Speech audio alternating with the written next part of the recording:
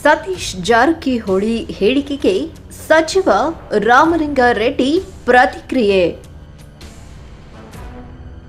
Dharmasthala case ಎಲ್ಲ ಮುಗಿಯುವ ಹಂತಕ್ಕೆ ಬಂದಿದೆ. ನಮ್ಮ ಅಭಿಪ್ರಾಯದಲ್ಲಿ 90% ಕೇಸ್ ಮುಗಿದಿದೆ. ಸಿದ್ದರಾಮಯ್ಯ ಪರಮೇಶ್ವರ ಕ್ಲಾರಿಟಿ ಕೊಡಬೇಕು ಎಂಬ ತೀರ್ಮಾನ ತೆಗೆದುಕೊಂಡಿದ್ದರಿಂದ ಒಂದು ಹಂತಕ್ಕೆ ಬಂದಿದೆ. ಎನ್ಐಎ ಸಿಬಿಐ ಬೇಕಾಗಿಲ್ಲ, ನಮ್ಮ ಪೊಲೀಸರೇ ಸಮರ್ಥವಾಗಿದ್ದಾರೆ. ಧರ್ಮಸ್ಥಳ ಹಾಗೂ ಧರ್ಮಾಧಿಕಾರಿಯ ಬಗ್ಗೆ ವ್ಯಾಪಕವಾಗಿ ಯೂಟ್ಯೂಬರ್ಸ್ ಪರ ಹಾಗೂ ವಿರೋಧ ಇದ್ರೂ ಎಲ್ಲವೂ ಅಂತ್ಯವಾಗುತ್ತೆ. ದಸರಾ ಉದ್ಘಾಟನೆಗೆ ಬಾನು ಮುಸ್ತಾಕ್ ಆಹ್ವಾನ ವಿಚಾರ.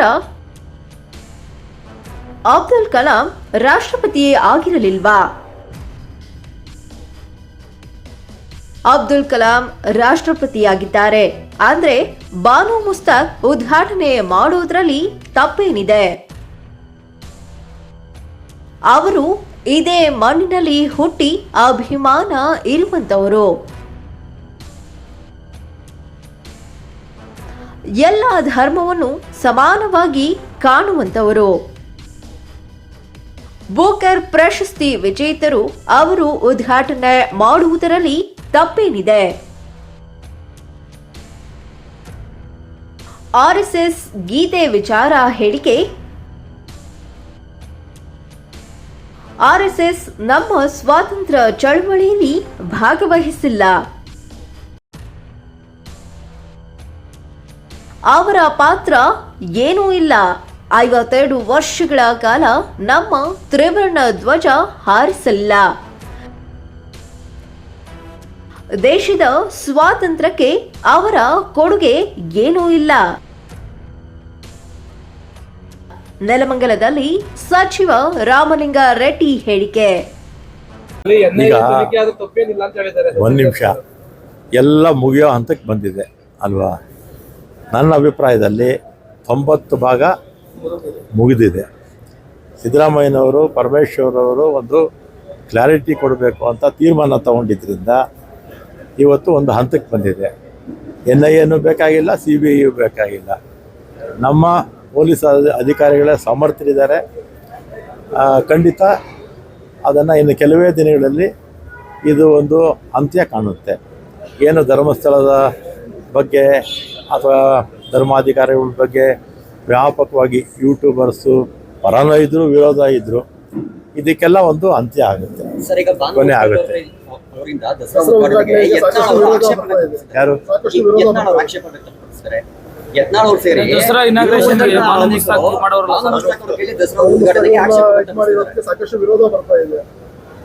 ಈಗ ಅಬ್ದುಲ್ ಕಲಾಂ ಅವರು ನಮ್ಮ ದೇಶದ ಇದಾದ್ರಲ್ಲ, ರಾಷ್ಟ್ರಪತಿ ಆದ್ರಲ್ಲ, ಆಗ್ಬೋದಾ?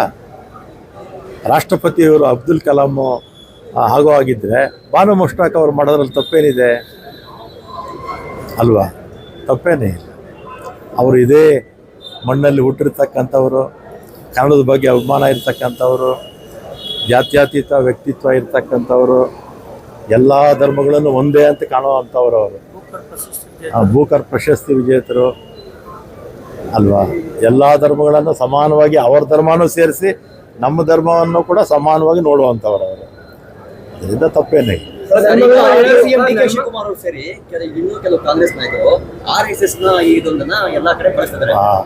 ಒಂದು ಭಾಳ ಸ್ಪಷ್ಟವಾಗಿ ನಾನು 106 ಸಲ ಹೇಳಿದ್ದೀನಿ, RSS ನಮ್ಮ ಸ್ವಾತಂತ್ರ್ಯ ಚಳುವಳಿನಲ್ಲಿ ಭಾಗವಹಿಸಲಿಲ್ಲ. ಸ್ವಾತಂತ್ರ್ಯ ಚಳುವಳಿನಲ್ಲಿ ಅವ್ರ ಪಾತ್ರ ಏನೂ ಇಲ್ಲ. ಸುಮಾರು 52 ವರ್ಷಗಳ ಕಾಲ ನಾಗ್ಪುರಲ್ಲಿ ಅವರ RSS ಕಚೇರಿ ಮೇಲೆ ನಮ್ಮ ತ್ರಿವರ್ಣ ಧ್ವಜ ಅವರು ಹಾರಿಸಲಿಲ್ಲ. ಎಷ್ಟು? 52 ವರ್ಷಗಳ ಕಾಲ ತ್ರಿವರ್ಣ ಧ್ವಜ ಹಾರಿಸಲಿಲ್ಲ ಅವರು. ನಮ್ಮ ದೇಶದ ಸ್ವಾತಂತ್ರ್ಯಕ್ಕೆ ಅವರ ಕೊಡುಗೆ ಏನೂ ಇಲ್ಲ. ಶನಿವಾರ ಈಗ ಅಸೆಂಬ್ಲಿ ಇದ್ದಾಗ ನನಗೆ ಮನಸ್ಸಿಗೆ ನನ್ನ ಗಮನಕ್ಕೆ ಬಂತು. ನಿನ್ನೆ ರಜಾ ಇತ್ತು, ಶುಕ್ರವಾರ ಅಸೆಂಬ್ಲಿ ಕ್ಲೋಸ್ ಆಯಿತು. ನಿನ್ನೆ ಶನಿವಾರ ರಜಾ ಇತ್ತು, 4th Saturday ಅಲ್ಲ, ನಿನ್ನೆ ರಜಾ ಇತ್ತು. ಮೊನ್ನೆ ನಿನ್ನೆ ಭಾನುವಾರ ಶನಿವಾರ ರಜಾ ಇತ್ತಲ್ಲ, ಶನಿವಾರ ಭಾನುವಾರ ರಜಾ ಇತ್ತು. ಇವತ್ತು ಒಂದು ಅರ್ಧ ಗಂಟೆ ಕಾಯಿ. ಸರ್, ಈಗ ಬೆಂಗಳೂರಲ್ಲಿ ನಿನ್ನೆ ಒಂದು ಮಗು ಬಲಿಯಾಗಿದೆ BMP ಸರ್. ಈಗ ಜಾಸ್ತಿ ಆಕ್ಸಿಡೆಂಟ್ಸ್ ಆಗ್ತಾ ಇರ್ತಕ್ಕಂಥದ್ದು ನಮ್ಮ ಎಲೆಕ್ಟ್ರಿಕ್ ಬಸ್ಸಸ್ ಅಂದರೆ ನಮ್ಮ BMTCಗೆ ಬಾಡಿಗೆಗೆ ತಗೊಂಡಿರ್ತಕ್ಕಂಥ ಬಸ್ಸಸ್ಸು. ಅದು ಕೇಂದ್ರ ಸರ್ಕಾರದ ನೀತಿಯಂತೆ GCC ಮೇಲೆ ಗ್ರಾಸ್ ಕಾಸ್ಟ್ ಕಾಂಟ್ರಾಕ್ಟ್ ಮೇಲೆ ನಾವು ಅವರು ಬಸ್ ಅವ್ರದ್ದು, ಮೈಂಟೆನೆನ್ಸ್ ಅವ್ರದ್ದು, ಡ್ರೈವರ್ ಅವ್ರದ್ದು, ಕಂಡಕ್ಟರ್ ಮಾತ್ರ ನಮ್ಮದು ಕಿಲೋಮೀಟ್ರಿಗೆ ಇಷ್ಟು ಅಂತ ಕೊಡಬೇಕು. ನಾನು ಮೊನ್ನೆ MD ಅವರಿಗೆ ಭಾಳ ಸ್ಟ್ರಿಕ್ಟಾಗಿ ಹೇಳಿದ್ದೀನಿ. MD ಅವರು ಮೊನ್ನೆ ಭಾಳ ಸ್ಪಷ್ಟವಾಗಿ ಆದೇಶ ಕೊಟ್ಟಿದ್ದಾರೆ. 2 ಸಲ ಆಕ್ಸಿಡೆಂಟ್ ಆದರೆ ಅವ್ರು ಇಲ್ಲೇ ಇದ್ದಾರೆ, ಬೇಕಾದ್ರೆ ಅವರು ಒಂದು ಬೈಟ್ ತಗೊಳ್ಳಿ. ಕೆಲವು ಸಂದರ್ಭದಲ್ಲಿ ನಮ್ಮ ಬಸ್ಗಳಲ್ಲಿ ಕ್ಯಾಮ್ರಾಸ್ ಇರುತ್ತೆ, ಒಂದು ಅರ್ಧದಷ್ಟು ಆ ಕ್ಯಾಮ್ರಾ ಇರೋದ್ರಿಂದ ನಮ್ಮ ಡ್ರೈವರ್ಸ್ ತಪ್ಪಿರಲ್ಲ, ಇನ್ನು ಅರ್ಧ ನಮ್ಮ ಡ್ರೈವರ್ಸ್ ತಪ್ಪಿರುತ್ತೆ. ಡ್ರೈವರ್ಸ್ ತಪ್ಪಿರ್ತಕ್ಕಂಥವ್ರ ಮೇಲೆ ಅತ್ಯಂತ ಕಠಿಣ ಕ್ರಮ ತಗೊಳ್ಳಿ ಅಂತ ನಮ್ಮ MD ಅವ್ರಿಗೆ ಹೇಳಿ. ಆಲ್ಟಿಯೋದು ಇನ್ನೊಂದು ಅರ್ಧ ಮುಕ್ಕಾಲು ಗಂಟೆ ಕಾಯಿರಿ.